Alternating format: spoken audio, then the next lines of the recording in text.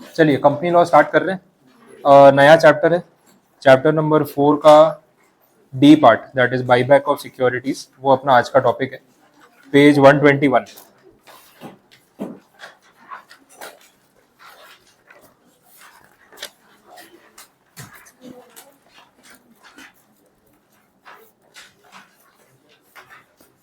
ठीक है, शुरू करें। चलो अब ध्यान देना। हाँ, डी पार्ट है, that is related to buyback of securities. अब एग्जैक्टली क्या कंसेप्ट है, व्हाट इज एग्जैक्टली बाईबैक। जो रेफरेंस के सेक्शन है, it is section number 68 to 70। छोटा सा चैप्टर है ये, but practically buyback is very important और बहुत सारी कंपनीज रेगुलर इंटरवल पे ये करती रहती है। तो कंसेप्ट समझते। देखो पॉइंट ये है कि हमने जो फंड रेजिंग किया होता है, कंपनी जो है वो पब्लिक के पैसों से चल रही है। अब या तो आपने वो पैसा उनसे इक्विटी या प्रेफरेंस के नाम पे लिया होगा, मतलब उनको ओनरशिप में कुछ हिस्सा दिया होगा, या फिर ये हो सकता है कि आपने उनसे उधार लिया। अब क्योंकि फाइनेंस में भी अपने पढ़ रहे थे कि कॉस्ट ऑफ कैपिटल नाम की एक चीज़ होती है। जहाँ से भी पैसा रेज करोगे, जिनसे पैसा रेज करोगे, कोई फ्री में पैसे नहीं दे रहा। हर इन्वेस्टर की एक एक्सपेक्टेशन है आपसे, और वो एक्सपेक्टेशन आपको फुलफिल करते रहना पड़ेगा इन टर्म्स ऑफ इंटरेस्ट और डिविडेंड। तो या तो आप उनको इंटरेस्ट पे करो या डिविडेंड पे करो, ये सब चीज़ें होंगी। तो कंपनी का जो फाइनेंशियल डिपार्टमेंट है वो इस चीज़ का एनालिसिस कंटिन्यूसली करता रहता है कि हमें कितने फंड्स की रिक्वायरमेंट है, आगे कितने फंड्स की नीड होगी, और कितने फंड्स हमारे पास एक्स्ट्रा पड़े। तो बहुत बार ऐसा भी होता है कि बहुत पैसा पड़ा हुआ है। तो अगर आपके पास पैसा पड़ा हुआ है, कंपनी प्रॉफिटेबल है और कैश फ्लो जनरेट हो रहे हैं, तो या तो आप उन पैसों को कहीं और इन्वेस्ट करने के लिए कुछ कैलकुलेशन कर लो कि हम एक्सपांशन कैसे करें, या फिर अगर आपके पास इन नियर फ्यूचर या लॉन्ग टर्म में कोई एक्सपांशन प्लान नहीं है, तो आप वो पैसा उनको डिविडेंड के फॉर्म में पे ऑफ कर दो। अच्छा, और भी फंड्स पड़े हैं, तो क्यों ना हम वो शेयर्स वापस मंगवा ले जो हमने उनको दे रखे हैं। मतलब जो हिस्सा हमने इक्विटी में उनको बेचा है, वो हिस्सा उनसे वापस ले लेते हैं। इससे क्या होगा, इन फ्यूचर डिविडेंड पे करने की हमारी लायबिलिटी कंपेरेटिवली कम हो जाएगी, क्योंकि इतने फंड्स की नीड नहीं है। तो इस कंसेप्ट को ध्यान में रखते हुए कंपनीज क्या करती है, अपने खुद के शेयर अपने शेयर होल्डर से खरीद लेती है और कैपिटल उतनी वापस उनको रीपे कर देती है। तो उनका कॉस्ट ऑफ कैपिटल का बर्डन कम हो जाता है। अच्छा, उसके एडवांटेजेस भी बहुत सारे हैं, डिसएडवांटेजेस भी हैं। तो सारी चीज़ें हम समझेंगे कि एग्जैक्टली ये बाईबैक का सिस्टम कैसे वर्क कर रहा है और कंपनी ये क्यों करती है। रिसेंट एग्जाम्पल अगर आपको लेना है तो बड़ी बड़ी कंपनीज जो है वो बाईबैक करती है। ये टाटा में एक कंपनी है TCS, टाटा कंसल्टेंसी सर्विसेज, जो इंडिया की सबसे बड़ी सॉफ्टवेयर कंपनीज में से एक है। अब TCS जो है वो टाटा की ऐसी कंपनी है जिसपे जीरो डेट है, 1 रुपए का भी उनका डेट नहीं है। अच्छा, कंपनी प्रॉफिटेबल है क्योंकि पूरे वर्ल्ड मार्केट में जो सॉफ्टवेयर सर्विसेज है उसमें काफ़ी अच्छा नाम है। यूके और यूएस के जो मेजरली उनके क्लाइंट्स है, तो हर आईटी कंपनी जो इंडिया में बिजनेस कर रही है, 70% तो आउटसोर्सिंग है, इंडिया के बाहर से पैसे आते हैं, क्योंकि सारे वेस्टर्न वर्ल्ड की जो कंपनीज है वो सारा काम हमारे यहाँ से करा रही है। तो अच्छा रेवेन्यू जनरेट होता है। अब क्योंकि टाटा कंपनी इतना प्रॉफिट कर रही है TCS के नाम से, उनके पास कैश सरप्लस बहुत ज़्यादा हो जाता है। अच्छा, एक्सपांड कर करके भी कितना करे, अगर मार्केट में एक्सपांशन की कोई अभी जगह नहीं है, तो जो पैसा प्रॉफिट के फॉर्म में आ रहा है उसको कहाँ डाइवर्ट करे। तो लास्ट अभी कोविड के बाद कंपनी ने 2 बार बाईबैक अनाउंस किया। अब लास्ट टाइम जब 2021 में बाईबैक अनाउंस किया था, तो उन्होंने 18,000 करोड़ रुपीज का बाईबैक किया। It is a big number. और एक शेयर तब मार्केट में 3,000 रुपए पे बिक रहा था। TCS वालों ने 4,500 रुपीज में बाईबैक किया, मतलब पर शेयर होल्डर 4500 रुपये एक शेयर पे दिए और अपनी कंपनी का शेयर वापस मंगवा लिया। तो जिसके पास शेयर था 3,000 का, उसको 4500 रुपये मिले, 50% प्रॉफिट हो गया बैठे बैठे। कौन नहीं देगा शेयर वापस। तो कंपनी ने बोला हमारे पास 18,000 करोड़ रुपीज कैश सरप्लस पड़ा है, इसका हमें कुछ नहीं करना है नियर फ्यूचर। अननेसेसरी हम क्यों कैपिटल आपसे लेके रखें और पैसा ब्लॉक करें। इससे बेटर है आप अपने पैसे वापस ले जाओ, हमारे शेयर हमको वापस दे दो। तो इतना बड़ा बाईबैक उन्होंने अनाउंस किया, इतने प्रीमियम पे।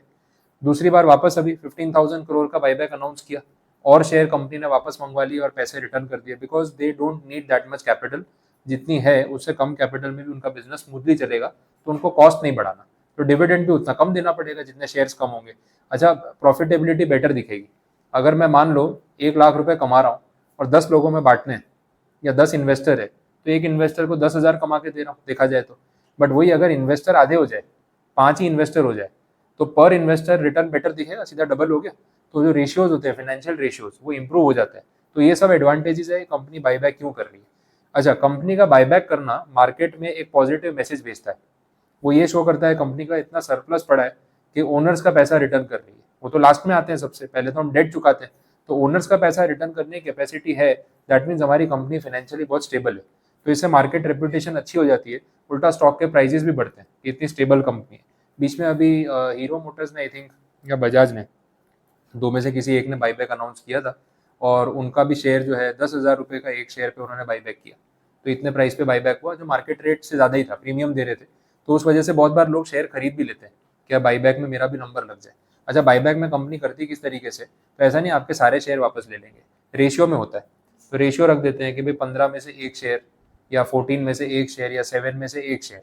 तो अगर आपके पास मान लो 15 के मल्टीपल्स में शेयर है तो पर 15 शेयर्स हम एक बाईबैक करेंगे, तो भाई 150 शेयर्स है तो आपके 10 शेयर बाईबैक हो जाएंगे। तो ऐसा नहीं है कि सारे शेयर बाईबैक हो गए, प्रो रेटा बेसिस पे बाईबैक करते हैं, तो हर इन्वेस्टर को बाईबैक में पार्टिसिपेट करने का मौका मिलता है और किसी के साथ इनजस्टिस नहीं होता कि उसके सारे शेयर ले लिए, मेरा शेयर एक भी नहीं लिया, भाई 3,000 का 4500 मिल रहा था तो मेरा भी फायदा हो जाता। तो वो सब पॉइंट्स वो लोग कैलकुलेट करके चलते हैं, ये बेसिक स्टोरी है। अब इसमें सबसे पहला जो सेक्शन है theory wise, that is section number 68, जिसमें हमें बाईबैक के बारे में काफी सारे पॉइंट्स बताए और चैप्टर का 80% हिस्सा तो यही है, सेक्शन 68 में ही पूरा चैप्टर मोस्टली कवर होता है, बाकी दो सेक्शंस में एक एक पैराग्राफ है, ज्यादा डिटेल नहीं। समझते हैं, सबसे पहले बात कर रहे हैं सोर्सेज की, मोस्ट इंपॉर्टेंट पॉइंट, पैसा कहाँ से आएगा बाईबैक का। तो पहला सोर्स ऑफ फंड है आपके फ्री रिजर्व्स। फ्री रिजर्व्स वो है जो किसी स्पेसिफिक पर्पस के लिए आपने ब्लॉक करके नहीं रखे, कैश सरप्लस पड़ा है, प्रॉफिट पड़ा हुआ है, क्या करे उसका, भाई फ्री पड़ा है, ना किसी को कुछ उसमें से कोई देने की जरूरत है, ना किसी पर्पस के लिए अलोकेट किया हुआ है, ले जाओ वापस, दैट इज फ्री रिजर्व। दूसरा पॉइंट है सिक्योरिटी प्रीमियम अकाउंट। आप जब शेयर्स इशू करते हो प्रीमियम पे, तो जो पैसा आता है प्रीमियम का पोर्शन जो आप शेयर कैपिटल एंट्रीज करते हो, तो टू सिक्योरिटी प्रीमियम अकाउंट में क्रेडिट हो जाता है। वो पैसों का करोगे क्या, बाद में बाईबैक के लिए वो पैसा यूज कर सकते हो। अभी मैंने आपको बोला 3,000 का शेयर 4500 में खरीदा, तो बाकी के 1,500 कहाँ से है, ये अकाउंट में से यूज कर सकते हैं। तो जब हम प्रीमियम चार्ज करते हैं तो हमें कितनी बार प्रीमियम पे भी करना पड़ता है, तो प्रीमियम अट्रैक्टिव लगेगा तभी लोग बाईबैक में पार्टिसिपेट करेंगे, वरना कॉस्ट टू कॉस्ट होगा तो कौन करेगा। तो इसलिए थोड़ा प्रीमियम देना हो तो आप इस रिजर्व में से दे सकते हो, उसमें कोई प्रॉब्लम नहीं। फिर है प्रोसीड्स ऑफ अनदर इशू। हम एक टाइप के इक्विटी शेयर बाईबैक कर रहे हैं ताकि उस फंड में से हम या दूसरी सिक्योरिटीज जो है वो इशू कर सके, एक्सचेंज हो गया एक तरीके से। तो मुझे ना इक्विटी वाले वापस मंगवाने, तो मैं ये भी कर सकता हूँ कि कोई दूसरी टाइप की सिक्योरिटी पहले इशू कर दूँ, प्रेफरेंस इशू कर दूँ या डेट सिक्योरिटी इशू करके पैसा रेज कर लूँ, उन पैसों से हम ये इक्विटी वाले शेयर जो है बाईबैक कर ले। तो इन शॉर्ट हमारी एक सिक्योरिटी दूसरी सिक्योरिटी में कन्वर्ट हो गई। तो बहुत बार आप दूसरे प्रोसीड्स में से भी बाईबैक कर सकते हो। तो आपके पास तीन मेजर सोर्स अवेलेबल है, free reserves, security premium account और तीसरा proceeds of another fresh issue. But वो सेम कैटेगरी का नहीं होना चाहिए। इक्विटी बाईबैक करने के लिए सेम इक्विटी इशू कर दी तो फायदा क्या हुआ, टाइम वेस्ट हो गया और पैसा वेस्ट हो गया फालतू का, वो अलाउड नहीं है। बट दूसरी कोई टाइप की सिक्योरिटी आप ऑफर करके उसका पैसा रेज करके उससे इक्विटी बाईबैक कर सकते हो, तो ये अलाउ किया जाता है। ठीक है, ये पॉइंट। तो जो चार्ट में दिख रहा है आपको इमेज में वही नीचे भी लिखा है, थियरी में भी वही लिखा हुआ है, तो सेम पॉइंट्स है। एक्सप्लेनेशन जो नीचे दे रखा है ना, उसमें समझाया हुआ है व्हाट इज फ्री रिजर्व्स। अब ये इंटरप्रिटेशन ऑफ स्टैच्यूज पढ़ रहे थे, उसमें आपको ध्यान होगा इंटरनल एड्स में एक्सप्लेनेशन, मैंने आपको बोला हर सेक्शन के साथ उसका रेलेवेंट एक्सप्लेनेशन आता है, ये उसका एग्जाम्पल है।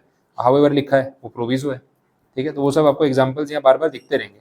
फ्री रिजर्व्स का मतलब ये है वो अमाउंट जो अवेलेबल है for free distribution as dividend, इस पर कोई लायबिलिटी नहीं है, ये रिजर्व फ्री पड़ा है, किसी भी पर्पज के लिए यूज कर सकते हैं।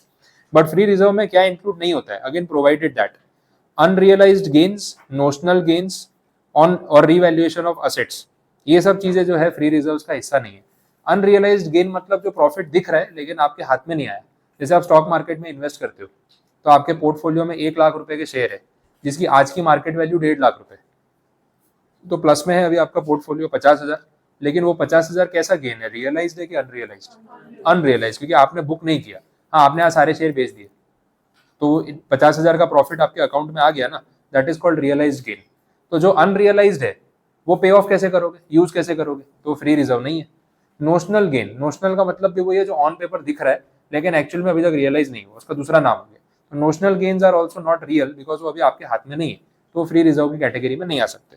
तीसरा, रीवैल्यूएशन ऑफ असेट।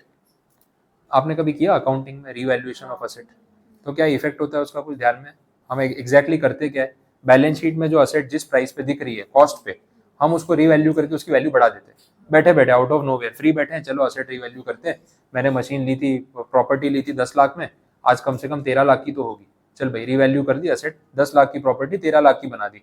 फिर उसका एक रीवैल्यूएशन रिजर्व क्रिएट करते हो आप, asset debit, revaluation of asset account credit, reserve create कर दिया 3 लाख रुपए। अब आपकी बैलेंस शीट में 3 लाख रुपए का रिवैल्यूएशन रिजर्व दिख रहा है, बट क्या 3 लाख रुपए आपके पास कैश में है? कोई आया आपको 3 लाख रुपए देने, बोले भाई कॉन्ग्रेचुलेशन आपकी 10 लाख की प्रॉपर्टी 13 लाख की हो गई, लो 3 लाख रुपए रख लो, वो अमाउंट तो आया नहीं ना, लेकिन ऑन पेपर दिख रहा है। अब वो रिजर्व यूज करके अगर आप बाईबैक करने निकलोगे तो हो पाएगा? जब इन्वेस्टर बोलेगा लाओ वो 3 लाख रुपए, बोले वो रिवैल्यूएशन रिजर्व में दिख तो रहे हैं, कैश में नहीं मेरे पास, तो क्या खाली एंट्री पास कर दूं? पैसे भी तो देने पड़ेंगे, शेयर कैसे मिलेंगे सामने? तो जो रिजर्व नोशनल है, ऑन पेपर है, कैश में है ही नहीं, वो कैसे फ्री रिजर्व हो सकता है? तो इन सब चीजों को हम फ्री रिजर्व का हिस्सा नहीं मानते, ये ध्यान रखना, नहीं तो कैलकुलेशन में बाद में एरर आएगा ही आएगा, इसीलिए। ठीक, अब कंपनी बाईबैक क्यों करती है समझ लेते हैं। अपन ने तो जनरल पॉइंट्स डिस्कस किए, इनके पॉइंट्स भी देख लेते हैं। It is an alternative mode of reduction in capital without requiring NCLT approval. बात नहीं हो रही थी लास्ट चैप्टर में, approval of NCLT, capital reduction, section 66, ये उसका एक दूसरा तरीका है। Buyback is like without going for section 66, NCLT का अप्रूवल नहीं लेना पड़ेगा, उसके बिना आप डायरेक्टली बाईबैक कर सकते हो, क्योंकि आप अपने शेयर होल्डर्स का पैसा वापस कर रहे हो, ये पॉसिबल है। तो बाईबैक का नाम दे दो तो 66 वाली कैटेगरी से बाहर हो जाओगे। इससे ना अर्निंग पर शेयर बढ़ जाता है। ये सेम एग्जांपल मैंने अभी आपको दिया, 1 लाख का प्रॉफिट 10 लोगों में बट रहा है, 1 लाख का प्रॉफिट 5 लोगों में बट रहा है, तो पर पर्सन जो अर्निंग दिख रही है वो बेटर हो जाती है, तो अर्निंग पर शेयर बढ़ जाता है, क्योंकि बांटने वाले कम हो गए। To improve the return on capital, return on net worth and to enhance the long term share holders value, ये वही है ना, रेशियोज इंप्रूव हो जाते हैं। कैपिटल सपोज कंपनी में 1 करोड़ लगी हुई थी, हमने 20 लाख की कैपिटल रिटर्न कर दी, अब कंपनी में 80 लाख की कैपिटल लगी है, प्रॉफिट फिर भी उतना ही जनरेट हो रहा है जो पहले हो रहा था। तो कैपिटल के रेशियो में अगर आप देखोगे तो आपकी प्रॉफिटेबिलिटी बेटर हो गई। सपोज कंपनी 10 लाख का प्रॉफिट कमा रही थी 1 करोड़ की कैपिटल पे, तो 10% रिटर्न ऑन कैपिटल हो गया। अब आपने 20 लाख के शेयर वापस कर दिए, अब 80 लाख की कैपिटल है, प्रॉफिट फिर भी 10 लाख आ रहा है। अब 10 लाख का प्रॉफिट 80 लाख की कैपिटल पे गिनोगे तो आपका रिटर्न ऑन कैपिटल 12.5% हो गया। तो 10% से रिटर्न बढ़ के कितना दिख रहा है? 12.5%। बेटर पिक्चर क्रिएट हो रही है। वो ऊपर के 20 लाख आपके काम नहीं आ रहे थे, तो आपने रिटर्न कर दिए कि भाई जब मैं 80 लाख रुपए में भी 10 लाख का प्रॉफिट कर सकता हूँ तो मैं 1 करोड़ फंसा के क्यों रखूंगा? तो वहां पे आपके रिटर्न ऑन कैपिटल इंप्रूव हो गई, जो फाइनेंशियल रेशियोज अपन पढ़ते हैं वो बेटर हो गए, तो ये एक एडवांटेज है। नेटवर्थ बेटर दिखेगी, उस पर रिटर्न बेटर दिखेगा, लॉन्ग टर्म शेयर होल्डर्स को वैल्यू बेटर दिखेगी, इंप्लाइड है। To provide an additional exit route to share holders when the shares are under valued और थिनली ट्रेडेड। शेयर्स का अंडर वैल्यू होने का एक रीजन है कि शेयर्स की सप्लाई शायद मार्केट में ज्यादा है और डिमांड उतनी नहीं है, तो शेयर में ट्रेडिंग नहीं हो रही, तो उसको बोलते हैं थिनली ट्रेडेड, ज्यादा ट्रेड नहीं हो रहा। अगर हम मार्केट से थोड़े शेयर वापस ले लें बाईबैक के थ्रू, तो सप्लाई कम हो जाएगी, सप्लाई कम हो जाएगी तो डिमांड सप्लाई बैलेंस में आ जाएगा, तो थोड़ा ट्रेडिंग बढ़ेगी, ट्रेडिंग बढ़ेगी, डिमांड क्रिएट होगी तो भाव बढ़ेगा ना। सबके पास शेयर है, कोई खरीदता बेचता ही नहीं है, तो प्राइस कैसे बढ़ेगा? लेकिन जब स्केर्सिटी होगी, खरीदे बेचेंगे तो अपने आप प्राइस बढ़ेगा। तो उस चीज को ध्यान में रखते हुए जानबूझ के कंपनी थोड़े शेयर मार्केट से बाईबैक कर लेती है, ये रेगुलर बेसिस पे होता रहता है। To enhance the consolidation of stake in the company, public से थोड़े शेयर वापस ले लो, प्रमोटर का स्टेक बढ़ा दो, ऐसा भी होता है। प्रमोटर्स अपना परसेंटेज बढ़ाने के लिए पब्लिक से शेयर वापस ले लेते हैं, तो कंसोलिडेशन हो जाता है, मतलब सारे शेयर्स एक ग्रुप के पास ज्यादा आ जाते हैं, वैसा भी होता है, तो ये भी एक पॉसिबिलिटी है। To prevent unwelcome take over bids, हाँ ये एक इंपॉर्टेंट पॉइंट है, take over bids. Unwelcome take over bids में ऐसा है, हर कंपनी के प्रमोटर ये कोशिश करते हैं कि मार्केट में जो उनके शेयर्स घूम रहे हैं वो उतनी लिमिट में हो कि कोई उनका होस्टाइल टेक ओवर ना कर ले। होस्टाइल टेक ओवर का मतलब मैंने इधर उधर से आपकी कंपनी के 50% शेयर्स पे अपना कंट्रोल जमा लिया, अब आप मेरे कंट्रोल में, तो यू आर सब्सिडरी, आपको मेरे ऑर्डर सुनने पड़ेंगे, तो उसको बोलते हैं होस्टाइल टेक ओवर। मतलब मैं नहीं चाहता था फिर भी आपने ऐसा कर लिया, तो मुझे क्या करना चाहिए? मेरी कंपनी के 50% से ज़्यादा शेयर्स मेरे कंट्रोल में रहने चाहिए।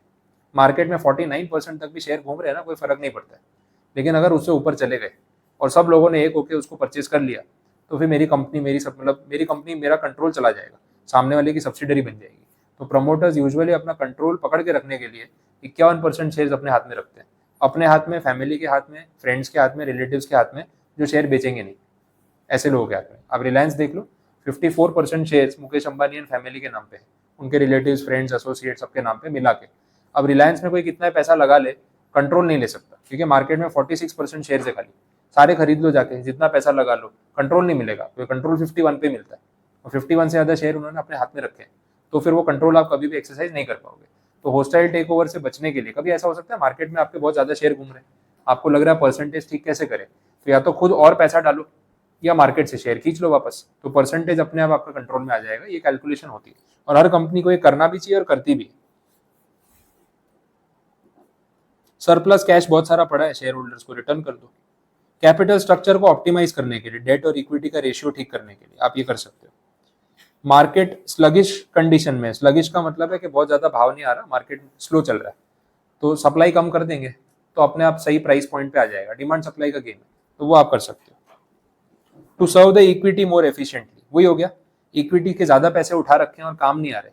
अब मुझे मान लो किसी प्रोजेक्ट में 25 लाख रुपए लगाने की जरूरत है, मैंने आप सबसे 1-1 लाख रुपए मांग लिए, 40 लाख इकट्ठे हो गए, पर 40 लाख की जरूरत ही नहीं है, 25 में काम हो गया है, 15 ऐसे ही पड़े, क्या फायदा हुआ।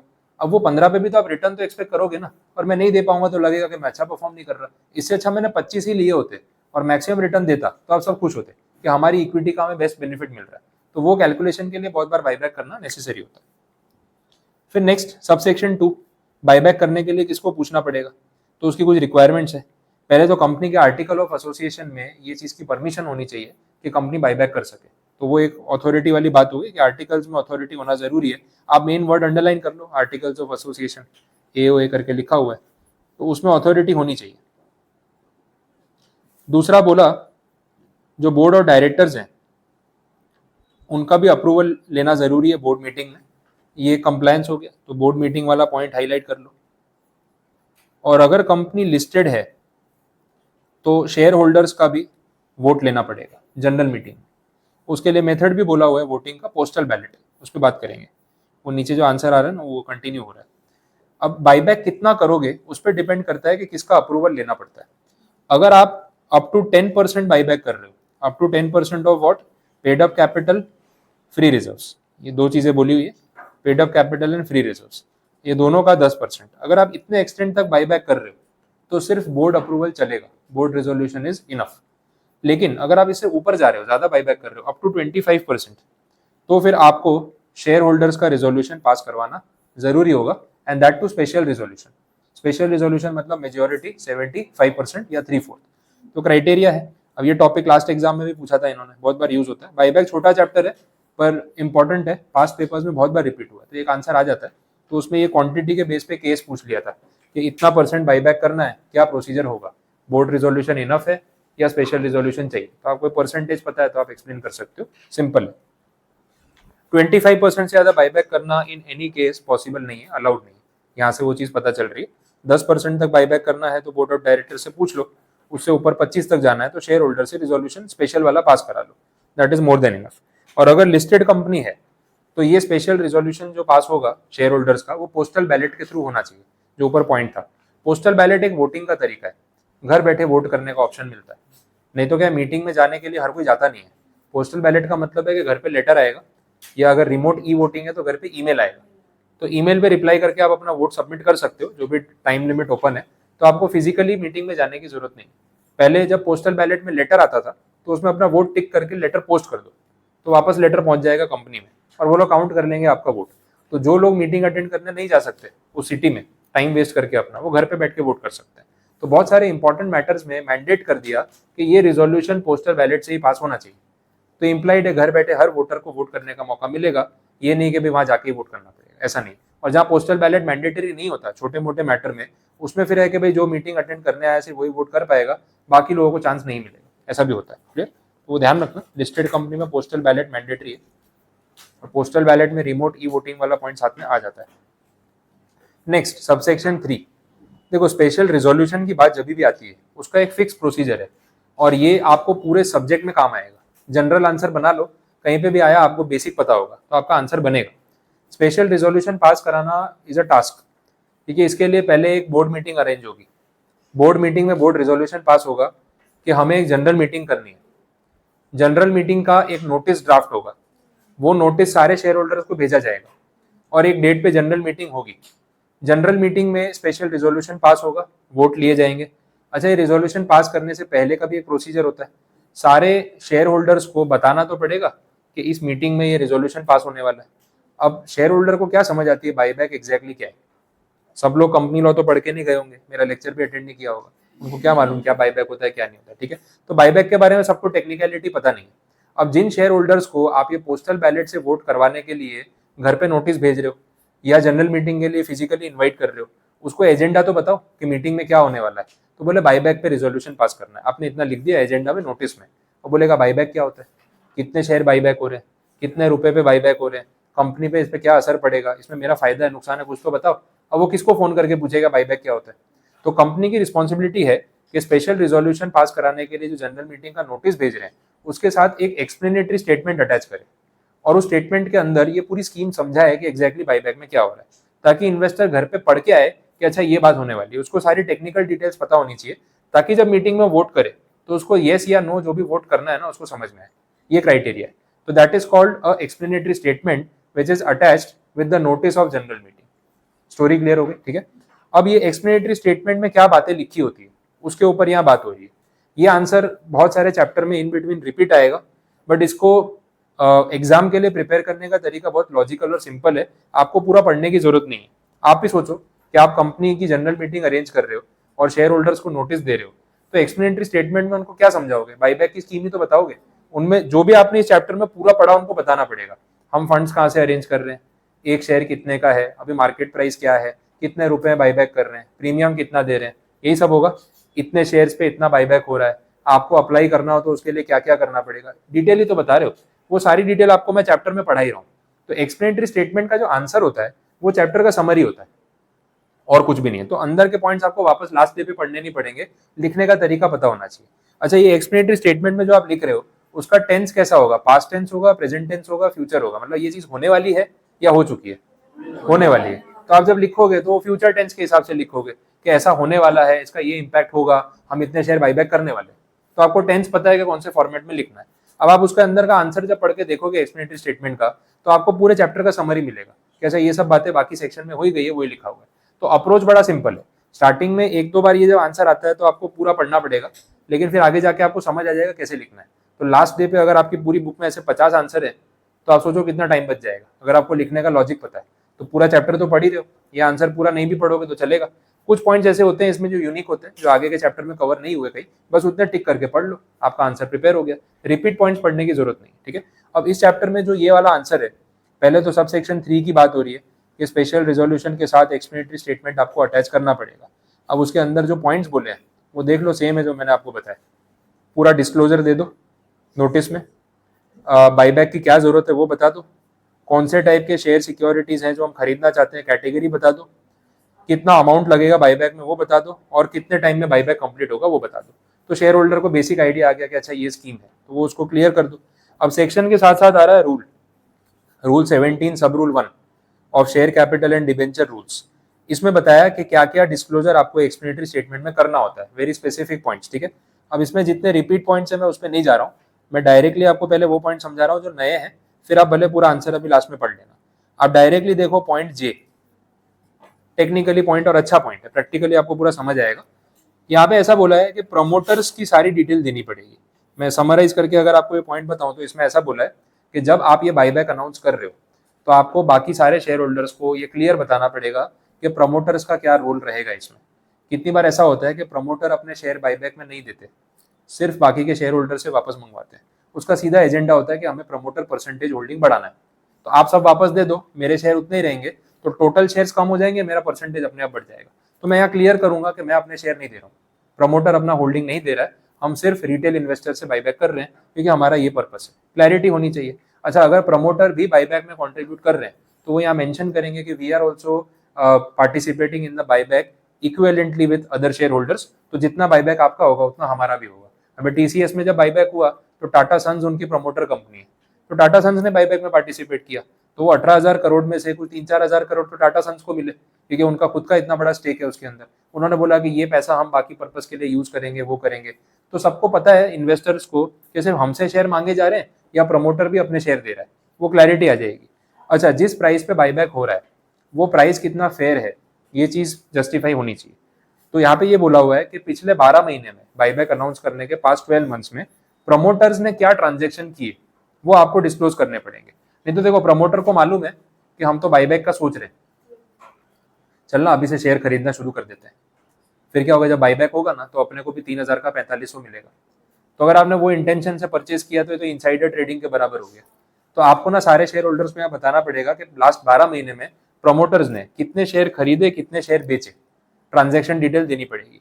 अच्छा, उसमें मैक्सिमम कितने प्राइस पे खरीदा, मिनिमम कितने प्राइस पे खरीदा, मैक्सिमम कितने प्राइस पे बेचा, मिनिमम कितने प्राइस पे बेचा, वो रेंज भी बतानी पड़ेगी।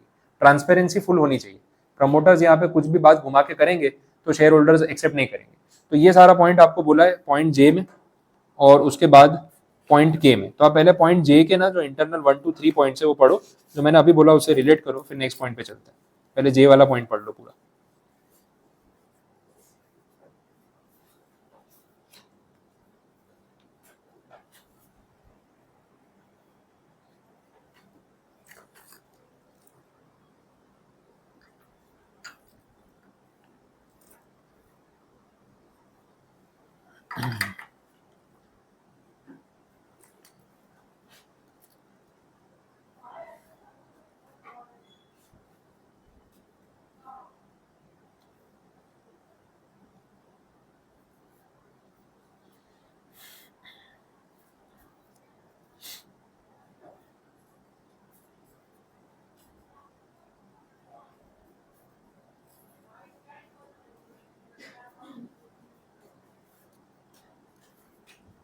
बोलो, रिलेट हो रहा है? जो मैंने बोला प्रमोटर वाली वही स्टोरी है। कोई डाउट तीनों पॉइंट्स में से किसी में? प्राइस की डिटेल्स, क्वांटिटी की डिटेल्स और वो पार्टिसिपेट कर रहे हैं कि नहीं, वो क्लियर करना है। फिर के पॉइंट उससे कनेक्टेड ही है। बोला अगर वो पार्टिसिपेट कर रहे हैं, डायरेक्टर प्रमोटर सबकी बात हो रही है, के एम पी सबकी बात हो रही है, अगर ये लोग पार्टिसिपेट कर रहे हैं तो फिर वो बताएंगे कि वो कितने शेयर देने के लिए रेडी हैं, उन्होंने क्या ट्रांजेक्शन लास्ट 12 महीने में किए, वो सब बताना पड़ेगा। तो के पॉइंट उससे कनेक्टेड हो गया, वो सेम चीज़ है। आपको लैंग्वेज देखनी है तो भले देख लो, वही पॉइंट। नेक्स्ट पॉइंट पे चलते हैं, एल वाला पॉइंट। इसमें बोला है कि आपको ये कंफर्म करना पड़ेगा as the management of the company कि हमारे डेट रीपेमेंट्स में कोई डिफॉल्ट नहीं है। ये लॉजिकल पॉइंट है। अगर आपका public deposit, debenture, bank loan, term loan, financial institution borrowings, इन सब में डिफॉल्ट है, इंटरेस्ट या प्रिंसिपल रीपेमेंट में, तो बाईबैक कैसे कर सकते हो? वो लोग क्या बोलेंगे आउटसाइडर्स? बोले यार मालिक के पैसे लौटा रहे हो प्रीमियम पे और हमारा ब्याज देने के लिए फंड्स नहीं है आपके पास, ये कैसे पॉसिबल है? तो यहाँ पे क्लैरिटी दे दी कि आप पहले एक्सप्लेनेटरी स्टेटमेंट में क्लियर कर दो शेयर होल्डर्स को कि हमने कोई डिफॉल्ट नहीं किया हुआ है, सबके debts time to time repay हो रहे हैं। तो अगर बाईबैक अलाउ होता भी है तो कोई डिफॉल्ट का प्रॉब्लम इन फ्यूचर भी नहीं आएगा। तो अश्योरेंस देना पड़ेगा, वो जरूरी है। फिर एम पॉइंट में बोला है कि बोर्ड ऑफ डायरेक्टर्स ने ये बाईबैक अनाउंस करने से पहले हर चीज को फाइनेंशियली चेक कर लिया है और इस बाईबैक का असर कंपनी की फ्यूचर विजिबिलिटी पे, फ्यूचर का जो उनका एक बोलते हैं ना कंसिस्टेंसी, उस पर कोई असर नहीं पड़ेगा और हम कोई बैंक्रप्सी या लिक्विडेशन की तरफ नहीं जाएंगे। लॉसेस में नहीं है हम, सरप्लस पैसा है और इस बाईबैक से कंपनी की परफॉर्मेंस पे फर्क नहीं पड़ेगा। ये डायरेक्टर्स ने फाइनेंशियली एक बार पूरा वेरीफाई कर लिया है और उनको गारंटी देनी पड़ेगी कि ये ऐसा नहीं होगा, कंपनी लॉस में और मतलब वाइंडिंग अप में नहीं चली जाएगी। अब गारंटी की जब बात आ रही है, डायरेक्टर्स की गारंटी, तो डायरेक्टर्स क्या लाइफ टाइम गारंटी लेंगे कि आज बाईबैक किया तो अगले 50 साल तक कोई प्रॉब्लम ही नहीं आएगी? अरे कभी भी आ सकती है। फिर आप ये बात निकालोगे तो गारंटी कभी भी फ्यूचर की परमानेंटली नहीं ले सकते, नियर फ्यूचर की ले सकते।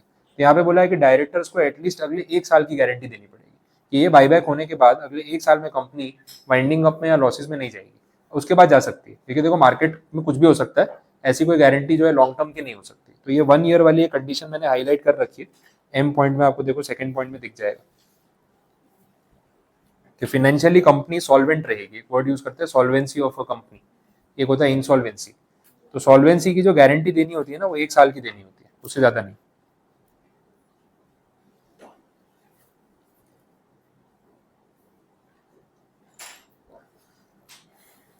नेक्स्ट पॉइंट में, एन पॉइंट में ऐसा बोला कि कंपनी के ऑडिटर्स कंपनी के डायरेक्टर्स को रिपोर्ट करेंगे कि भाई हमने सारे बुक्स ऑफ अकाउंट्स ऑडिट कर लिए, चेक कर लिए, तो आपने जो फाइनेंशियल गारंटी ली है वो हमने वेरीफाई कर लिए कि कोई प्रॉब्लम नहीं आएगा, सब कुछ सही है और आप इस बाईबैक में आगे बढ़ सकते हो, उसमें कोई इशू नहीं आएगा।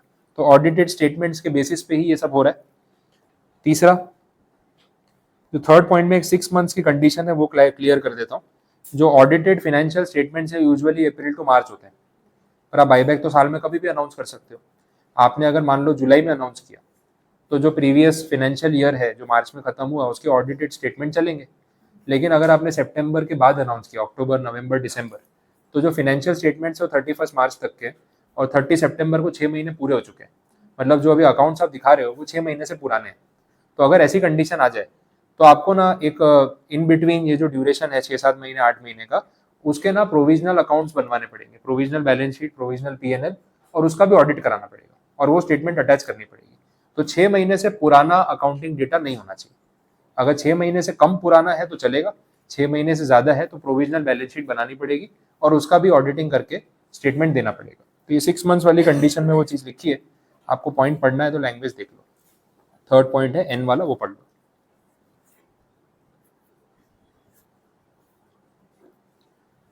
और बाकी लास्ट पॉइंट में 1 ईयर वाली सॉल्वेंसी गारंटी वाला पॉइंट रिपीट हो रहा है।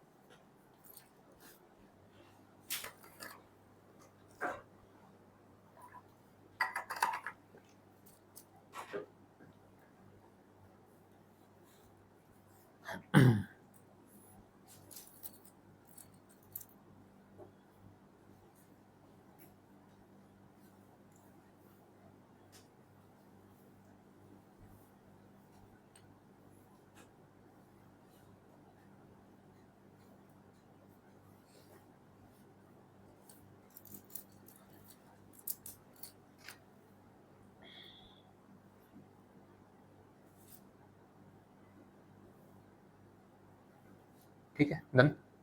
कंडीशन समझ आई।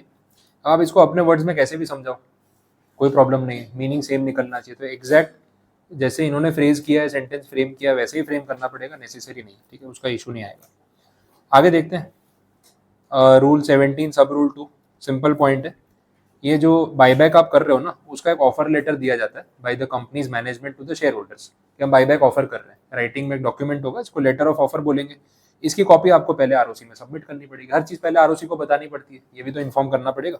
इसके लिए जो फॉर्म नंबर है दैट इज SH8, ये फॉर्म नंबर है जिसमें आप आरओसी को इन्फॉर्म करते हो, लेटर ऑफ ऑफर की कॉपी सबमिट करते हो। अब ये फॉर्म नंबर याद रहे तो अच्छी बात है, नहीं तो फिर आपको वही लिखना पड़ेगा in the prescribe form number.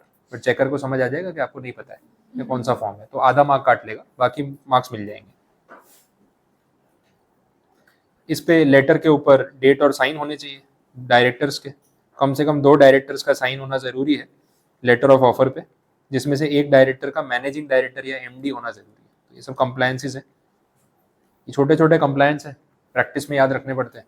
फिर कहीं गलती होती है तो हर चीज़ की नॉन कंप्लायंस की पेनल्टी आती है, और ये आपका काम है। Rule 17 sub rule 4, dispatch of letter of offer to the share holders.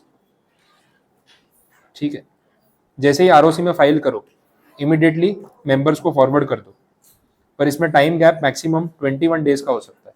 ROC को सबमिट करते ही 21 दिन के अंदर अंदर आपको शेयर होल्डर्स को ये भेज देना पड़ेगा, उससे लेट मत करना।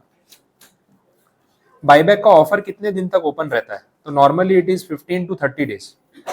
सोचने के लिए टाइम तो शेयर होल्डर को उसको अप्लाई करना है कि नहीं, तो कम से कम 15 दिन और ज्यादा से ज्यादा 30 दिन, इतने दिन तक ऑफर ओपन रहेगा। ठीक है, ये पॉइंट हो गया।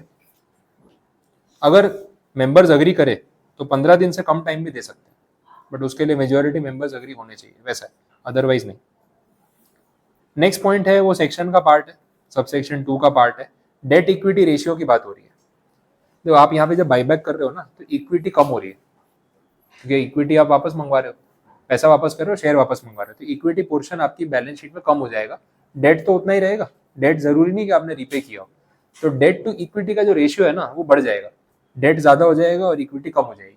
ये रेशियो एक लिमिट तक बढ़ेगा तो चलेगा, दैट लिमिट इज 2:1, इससे ज्यादा नहीं होना चाहिए। ठीक है, 2:1 से ज्यादा अगर हो गया तो प्रॉब्लम है, up to that ratio it is okay. मतलब इक्विटी का 1 रुपया अगर कंपनी में लगा है, मालिक का 1 रुपया लगा है, तो उसके सामने उधार का 2 रुपये चलेगा, उससे ज्यादा उधार नहीं चलेगा। तो 2.5:1, 3:1 नहीं चलेगा, लेकिन 2:1 से कम होगा तो चलेगा, ये कंडीशन है। डन। नेक्स्ट, अब इसमें ना MCA का कुछ ऑर्डर आया था 2016 में, वहां पे उन्होंने कुछ कंपनीज को 6:1 का रेशियो अलाउ किया है, और ये 6:1 में जो है गवर्नमेंट कंपनी आती है, तो सरकारी कंपनीज को बोला कि आपकी 1 रुपए की इक्विटी पे 6 रुपए का डेट भी चलेगा, बाकी कंपनीज के लिए 2:1 मैक्सिमम होता है ऐसा। ठीक है, उसमें भी स्पेसिफिक बोला है कि जो सरकारी companies non banking financial institution वाली एक्टिविटी करती है, NBFC वाली, और हाउसिंग फाइनेंस एक्टिविटी करती है, उनको स्पेसिफिक 6:1, बाकी सरकारी कंपनीज के लिए नहीं। तो ये स्पेसिफिक हो गया। Government companies which go for NBFC business and housing finance business, उनके लिए 6:1।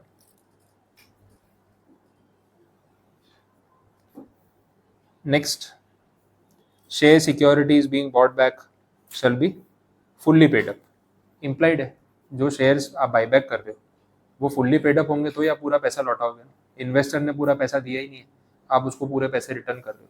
तो पार्टली पेड शेयर्स का बाईबैक नहीं होता, वो पहले फुल्ली पेड अप करने पड़ेंगे फिर ही बाईबैक हो सकता है। ये टाइटल में से पता चल रहा है, उतनी कंडीशन है। 2 बाईबैक के बीच में कम से कम 1 साल का टाइम गैप रखना पड़ेगा। बार बार बहुत फ्रीक्वेंट बाईबैक नहीं कर सकते। Minimum 1 year time gap is required between 2 buyback. ये प्रोविजो का पॉइंट है। एक बार रिजोल्यूशन पास हो गया, स्पेशल रिजोल्यूशन, तो बाईबैक का प्रोसीजर अगले 1 साल में कंप्लीट हो जाना चाहिए। ये पॉइंट बहुत जगह कॉमन मिलता है कि स्पेशल रिजोल्यूशन की जो एक वैलिडिटी होती है ना, वो 12 मंथ्स या 1 ईयर बोलते हैं। उतने टाइम में अगर आपने प्रोसेस कंप्लीट नहीं किया बाईबैक का, फिर से स्पेशल रिजोल्यूशन पास करना पड़ेगा। और सारा process, board meeting, board resolution, general meeting का नोटिस, स्टेटमेंट, पूरी मेहनत वापस हो जाएगी। तो टाइम टू टाइम कंप्लीट करना नेसेसरी है।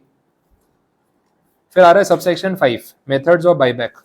कैसे बाईबैक करें? पीछे था सोर्सेज ऑफ बाईबैक, फंड्स कहाँ से आएंगे, यहाँ बोला शेयर कहाँ से आएंगे। तो पहला तो बोला एग्जिस्टिंग शेयर होल्डर से शेयर वापस मंगवा लो प्रो रेटा बेसिस पे, वही हर 15 में से 1, हर 10 में से 1, वैसा। दूसरा बोला खुद ही मार्केट से जाके खरीद लो, ओपन मार्केट से। जैसे हर कोई शेयर खरीद रहा है हमारी कंपनी के, हम खुद ही बाई कर लेते हैं, बाई करके कैंसिल कर देंगे। अब दोनों मेथड्स में फर्क ये है कि जब एग्जिस्टिंग शेयर होल्डर के पास जाते हो तो आपको ना वहां पे उनको प्रीमियम देना पड़ता है, तभी वो मानते हैं। ओपन मार्केट में कितनी बार शेयर कम प्राइस पे बिक रहे होते हैं, आज बोले मार्केट बहुत लो पॉइंट पे है, गिरा हुआ है, शेयर का प्राइस कम है, सस्ते मिल जाएंगे। तो ओपन मार्केट से खरीदने में कंपनी का फायदा हो जाता है पैसों के टर्म्स में, और अदरवाइज फिर आपको प्रीमियम देना पड़ेगा। तो आपका कॉल है। तीसरा ऑप्शन ये है कि जो आपकी कंपनी के एम्प्लॉयज है जिनको आपने शेयर ऑफर कर रखे हैं, ईसोप वाले या स्वेट इक्विटी वाले, उनसे वहां मांग लो वापस शेयर। हमने ईसोप में शेयर आपको सस्ते में दिए थे, आप वापस कर दो, तो वहां से भी आपको शेयर्स मिल सकते हैं। तो ये सारे सोर्सेज अवेलेबल है, वैसे बोलो कोई कंफ्यूजन यहाँ तक क्लियर हुआ? आगे कुछ पॉइंट्स रिपीट है तो वो कंप्लीट करा देता हूँ।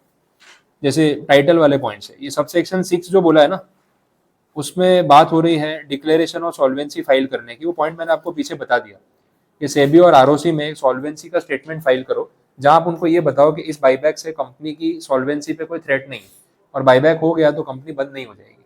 तो वो आपको डॉक्यूमेंट फाइल करना है, सेबी में फाइल करना है अगर आप लिस्टेड हो, और अदरवाइज सिर्फ आरओसी में फाइल करना है। इसका भी एक फॉर्म नंबर है यहाँ पे SH9, उसमें भी 2 डायरेक्टर के साइन, 1 MD। बस ये फॉर्मेलिटी कर लो, वो इनफ है, और 1 साल की गारंटी देनी है। तो रिपीट टॉपिक हो गया देखा जाए तो, खाली फॉर्म नंबर एक्स्ट्रा आ गया। अब जो सिक्योरिटीज आपने बाईबैक की है, अगर वो फिजिकल शेयर्स हैं तो उनको डिस्ट्रॉय कर दो, फिजिकल शेयर्स को फाड़ के फेंक दो, खत्म करो। 7 डेज के अंदर डिस्ट्रॉय कर देना चाहिए आफ्टर कंप्लीशन ऑफ बाईबैक। और डीमैट में ये पॉइंट एप्लीकेबल नहीं है, क्योंकि डीमैट में खाली एंट्री डिलीट होती है, एक्चुअल शेयर्स फिजिकली होते नहीं। अभी जो आपने सिक्योरिटीज बाईबैक की है रिसेंटली, वो इमीडिएटली फिर से री इशू करोगे, वैसा नहीं चलेगा। एटलीस्ट अगले 6 महीने तक आप सेम टाइप की सिक्योरिटी फिर से री इशू नहीं कर सकते। नहीं तो फिर बाईबैक ही क्यों किया इतने से दिन के लिए? अभी बाईबैक का प्रोसीजर कंप्लीट किया, इतनी मेहनत की, इतना खर्चा हुआ, वापस इशू कर दिया, तो कोई सेंस नहीं बनेगा उसका। तो 6 मंथ्स का गैप होना चाहिए। कुछ एक्सेप्शंस हैं इसमें जहाँ पे 6 मंथ्स बीच में नहीं आएंगे, तो ये वाली सिक्योरिटीज आप इमीडिएटली ऑफर कर सकते हो। Bonus share, conversion of warrants into securities, stock option schemes जो पहले से डिसाइडेड थी, स्वेट इक्विटी शेयर ऑफर करने पड़ते हैं, और कन्वर्जन ऑफ प्रेफरेंस और डिबेंचर्स इनटू इक्विटी, ये सब पहले से कैलकुलेटेड होता है कि करना ही है। तो इसमें ये कंडीशन बाईबैक वाली बीच में नहीं आती। अब इसमें कुछ पॉइंट्स अपने बाकी है, stock option, sweat equity, warrants, ये सब पॉइंट्स बाकी है, बोनस इशू, बट ये इसके पहले सी पार्ट वाला जो चैप्टर है ना, जो अपना पेंडिंग है, उसमें कवर होने वाला है, तो वहाँ पे मैं कवर करा दूंगा। तो अभी थोड़ा उसको लेट गो करते हैं, नहीं तो इसमें डीप में चला जाएंगे पॉइंट्स। अब next 2 subsections, register and return, ये भी रिपीट पॉइंट्स है, हर चैप्टर में आते हैं। जो भी करोगे ना, हर चीज का रजिस्टर मेंटेन करो, हर चीज का रिटर्न आरओसी में फाइल करो। तो बाईबैक का भी एक अलग से रजिस्टर मेंटेन होता है, जिसमें आपकी कंपनी ने जितनी बार जो भी बाईबैक की है उसका डेटा आप मेंटेन करते हो। फॉर्मेट है SH10, जिसमें ये मेंटेन किया जाता है। और इसके बारे में आरओसी को अपडेट करना पड़ेगा कि हमने बाईबैक कर लिया है। तो बाईबैक करने के बाद उनको बताना पड़ता है, उसको बोलते हैं रिटर्न फाइल करना। तो ये आरओसी में फाइल होगा। टाइम लिमिट दे रखी है 30 डेज, प्रोसीजर कंप्लीट होते ही। और इसका फॉर्म नंबर जो है वो आपको बता दिया, 2 फॉर्म दे रखे हैं, देखें किस चीज़ के। रूल 17 बोल रहा है that a certificate in form SS15 signed by 2 directors of the company including the MD certifying that the buyback of securities has been made in compliance with the provision of the act and the rules made thereunder shall be annexed to the return filed with the registrar in form SH11। तो SH11 जो है वो आपका form है और साथ में आपको एक सर्टिफिकेट अटैच करके देना होता है जहाँ पे डायरेक्टर्स ये गारंटी लेते हैं कि हमने बाईबैक प्रॉपरली किया है, हम इस चीज़ को सर्टिफाई कर रहे हैं, तो वो SH15 में होता है। तो जो रिटर्न का जो फॉर्म है वो SH11 है और जो सर्टिफिकेट साथ में अटैच किया जा रहा है वो SH15 है। और सर्टिफिकेट में क्या लिख के दे रहे हैं, डायरेक्टर सिर्फ गारंटी दे रहे हैं कि हमने सारा काम ठीक से किया, अश्योरेंस दे रहे हैं और कुछ नहीं। ठीक है, तो ये आपका सेक्शन 68 का सबसेक्शन 10 हुआ। और लास्ट पार्ट है पनिशमेंट। ये सब फॉलो नहीं हुआ तो पेनल्टी क्या आएगी, ये आपके ऊपर है, आप याद रख सको तो, जो मैंने स्टार्टिंग में बताया था, पेनल्टीज बार बार रिपीट होती है। बोलो कोई कंफ्यूजन यहाँ तक पता चला? तो सेक्शन 68 कंप्लीट है। बाकी की चीज़ें जो है वो अपने कल कंटिन्यू करते हैं, ज़्यादा नहीं बचा लेकिन कल देख लेंगे, कोई प्रॉब्लम नहीं।